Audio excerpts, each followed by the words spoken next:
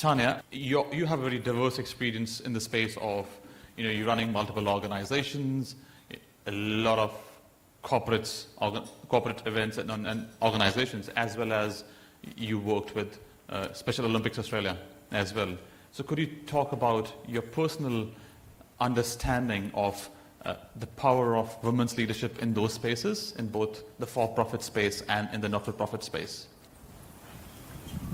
Good morning, everyone. It's a pretty tough act to follow, I just want to say. Following the previous speakers, it was so heartfelt, and congratulations, Deb, for bringing this group together, because I think it is really meaningful.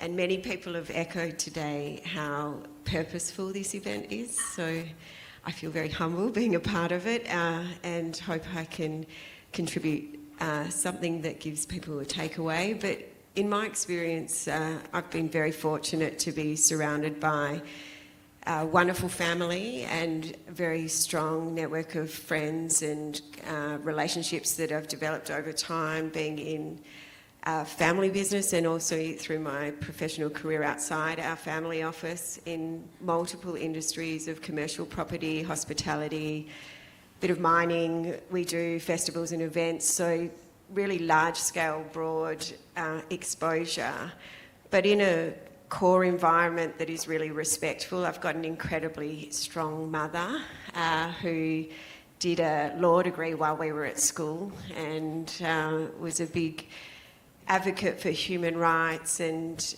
taught me a lot, and was polarised to my dad, who was very commercially minded, entrepreneurial.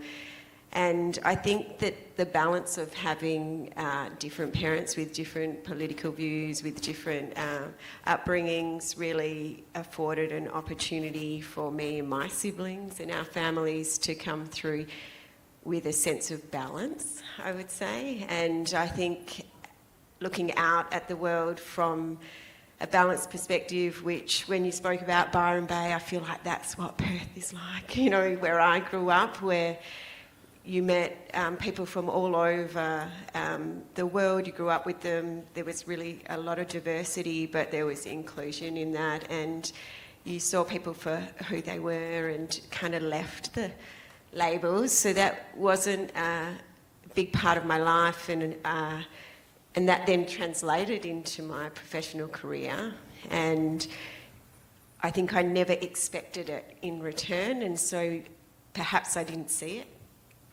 The environment I was in was supportive enough to let me navigate a path forward.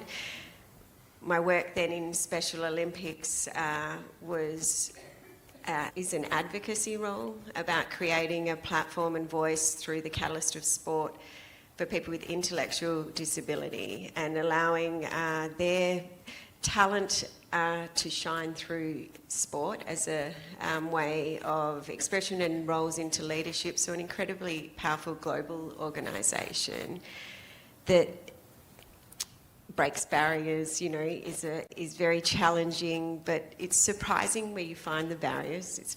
It's surprising where the challenges come, and certainly in my role with Special Olympics, the inspiration comes from the athletes, and you're advocating, and when it gets difficult or you face barriers and unexpected challenges, all you have to do is turn around or look up and find the people that are inspiring you, and it becomes easy to move forward.